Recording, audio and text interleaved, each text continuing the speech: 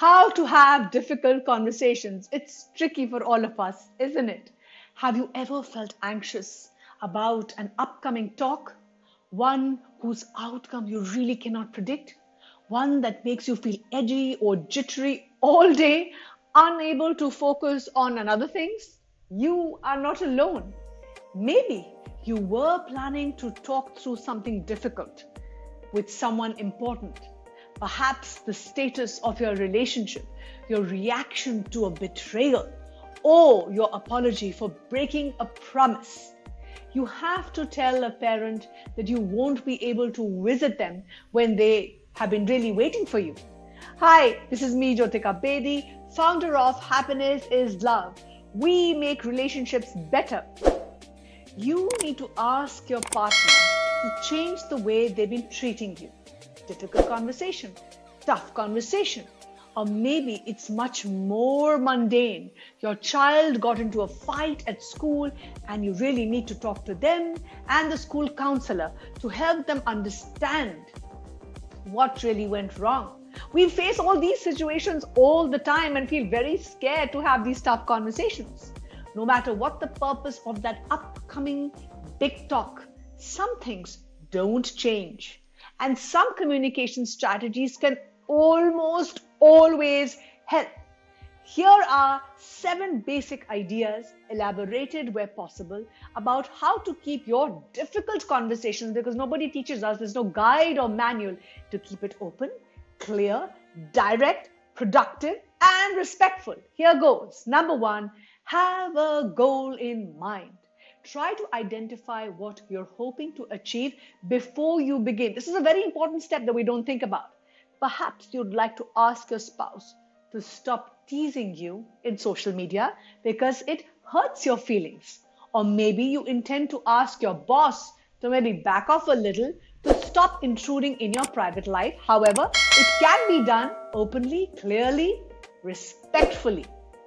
Be clear and specific in your own mind first about what you want to accomplish. Don't just go into the conversation with a vague understanding of what you want to say, with vague negative feelings and an intention to let it out. And when you begin to talk, don't just complain about the problem you've noticed, because what you say is as important as how you say it. So focus on the what and the how. Number 2, use a non-blaming communication style. I'm guilty of this. A great template for this type of phrasing would be, when you do X, I feel Y. In other words, simply explain clearly and openly to the other person that your feelings follow their actions. Not that they are deliberately causing you to feel low or upset or angry or resentful, or that they are making you feel some particular way. What that means is express yourself openly, freely, without blame. Present your feelings as an unintended consequence that you'd like to avoid, and ask for their help in avoidance of it. This is the only way to be most effective. To do this, you may need to take note of your own feelings first before you have that conversation. So make sure that you are in a calm, centered frame of mind. Try to detect any antagonism or any eagerness to defend yourself. Be hyper aware of feeling angry at the other person. I know it's normal, but you need to do the hard work before you meet. Work out some ways to express your feelings of frustration, anger, disappointment in a non-blaming manner if you want to be effective. Number 3, recognize that complex interpersonal problems have complex interpersonal causes. In other words, you need to acknowledge your own responsibility for some part of the conflict you may be playing, some part of the conflict that you also want to talk about, especially if this is what you are asking the other person to do. Be clear about the fact that such issues are never exclusively the fault of one person or the other. We need to recognize that the conflict was caused by an interaction between the two of you, and thus is due, at least in part or part to your own errors, let's say, in judgment. So do not insult, do not provoke, and do not come from a place of accusing the other person. Be open about the problem, but do so without planting blame on the other person, without coming as someone who's complaining. Number 4, accept criticism if it's on a topic. Acknowledge your own mistakes, your own flaws. Before you go into the talk, make a mental list of things you're prepared to own up the part that you may be contributing to the problem. Don't limit yourself to the ones you can find yourself. There may be some you haven't really noticed. So you will have to stop and pause and think of the part that you may be playing in the problem. If you want to work out a problem, don't assume that the other person is the only one who needs to change. There are parts where you also need course correction, maybe better communication, healthier way to express your feelings. However, don't be redirected into an examination of your own flaws and faults either. Keep the conversation focused on the issue at hand, on the issue you brought up in the first place. Listen to the other person with patience and intent when they criticize you, and tell them that you will be happy to talk about that later after you've sorted out the original issue. So very important to be mindful that you have to be open to criticism as well before we talk to others. Number 5, phrase requests towards the positive. Describe the changes you'd like to make. Rather than simply complaining about the problem that you've noticed, you'll be saying essentially the same thing, but in a way that goes down much more easily. Our relationship is terrible these days. Contains effectively the same information as, I want it to be easier for the both of us to spend time together. But if you notice, the latter is much less likely to make someone feel attacked, someone feel defensive, or get offended. Can you sense the difference?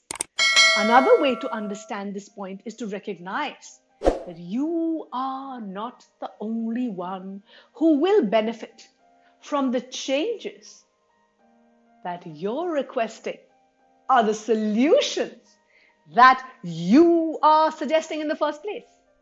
Try to think through and explain to the other person why that might be true. The why is important, without blaming and complaining. Number 6, don't feel the need for total victory. The goal is win-win. I'm okay and so are you. Sometimes you don't need the other person to agree with you. It's okay not to agree. You may only need to get your opinion out there in a neutral, well-reasoned, respectful way so that they can hear you, say it, and can consider it later in the fullness of time.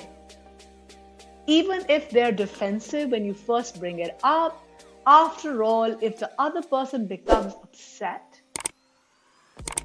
or takes your critique too personally, perhaps their reaction proves your point.